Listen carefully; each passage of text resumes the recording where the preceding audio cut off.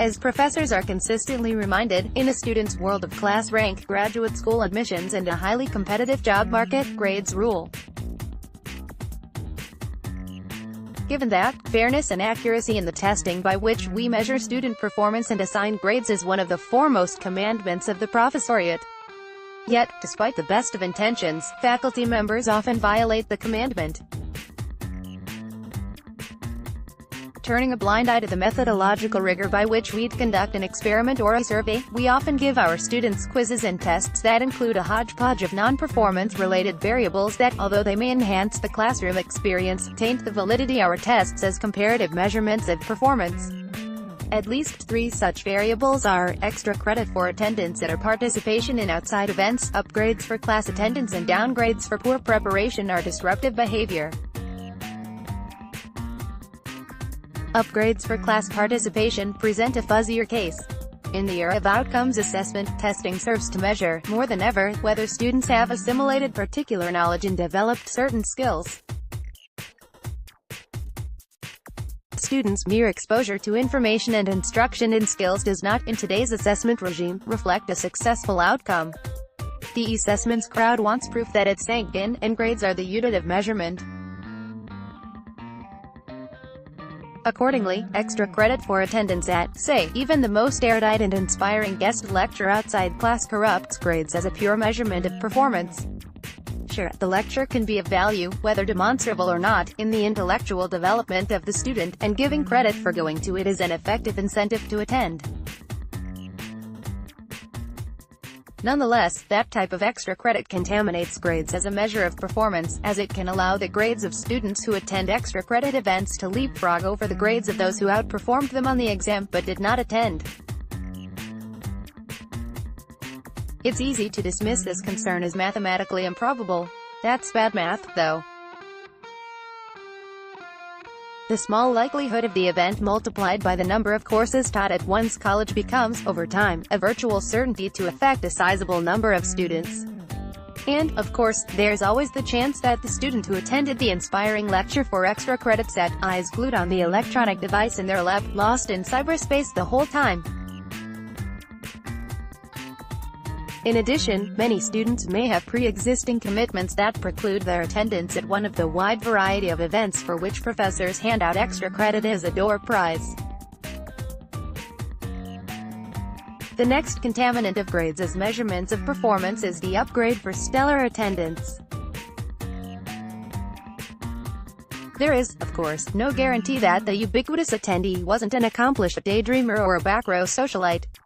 And if they were present and genuinely plugged into each class, their diligence should show up in their exam performance, so extra credit merely gilds the lily. Using the stick as well as the carrot, some professors do the opposite. They downgrade students for disruptive behavior or chronically poor preparation or attendance. Like a doctor using a hammer to anesthetize a patient, downgrades aimed at controlling behavior produce collateral damage. Colleges have better tools, like meetings with the dean of students, to address conduct-related problems. Finally, we come to what may well be the most common non-performance variable incorporated into grades, the class participation upgrade that so many of us rely on to break the deafening silence we'd otherwise encounter in casting pearls of wisdom upon the class. Class participation upgrades that recognize and reward the volume, rather than quality, of a student's classroom contributions pollute performance-based assessment. Participation upgrades for remarks that consistently advance the class discussion is a more complex issue. On the one hand, such upgrades can stimulate and enrich the conversation, draw otherwise detached students into the debate and thereby enhance the value of the course. Moreover, it's clearly possible, outside the formal testing process, for a student to demonstrate the knowledge and skills that grades are expected to reflect, and, by definition, strong class participation does exactly this. Is it as clean a measurement as a test? Is the teacher's valuation of the strong contributor more subjective and more open to implicit bias than the cold numerical scores on a test? While the grading of multiple-choice exams seems impervious to bias and subjectivity, and anonymously graded exams appear bias-resistant, although not necessarily in content. Other common test formats allow for the same types of abuse that can warp a professor's identification of strong class participation. The bottom line here is that the case against upgrades for high-quality participation is no different or stronger than the case against the various forms of testing, with the exception of multiple-choice exams, and we are not about to eliminate those forms out of an inordinate distrust of teachers. Professor bias, though, is not the only potential pitfall with performance-based participation upgrades. The playing field must be level for all students, and it seems doubtful that it always is. Although women make up a majority of today's college students, the historic culture of male domination may still, in many classrooms, exert a pressure against women to consistently speak out or to challenge the remarks of a male classmate. Minorities in many classrooms may well share this experience vis-a-vis their white classmates. The unseen cultural forces that reverberate through class discussion aren't the only problem with performance-based participation upgrades. The final nail in their coffin is this: the student's firm grasp of the material that their high-level classroom remarks reflect is bound to show up on tests, and thus the upgrade results in a higher grade than the stellar classroom contributor actually merits. One might interject here that higher education is more than a contest of right and wrong answers, and that, in optimizing the classroom experience and exposing students to events outside the classroom, the various types of non-performance-related upgrades expand the intellectual horizons of our students. While true, we often have, as I've noted, alternative means of accomplishing these laudable ends. Moreover, we mustn't conflate the broad objectives of higher education with the requirements of fair grading.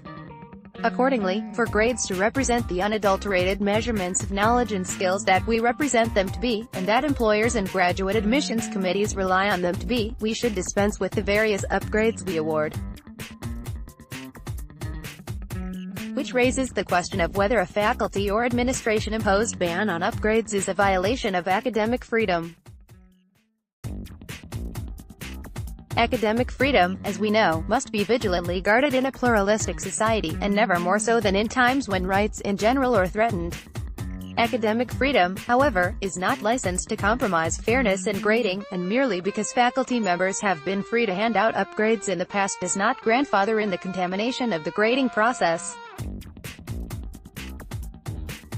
Indeed, rather than an incursion into academic freedom, a ban on upgrades represents the recognition of the academic rights of students. Professors, who are students once themselves, understand the inestimable role grades play in a person's ability to pursue the career of their choice. As we make or break career dreams through the grades we hand out, we must keep in mind that the purity of the process should be sacrosanct.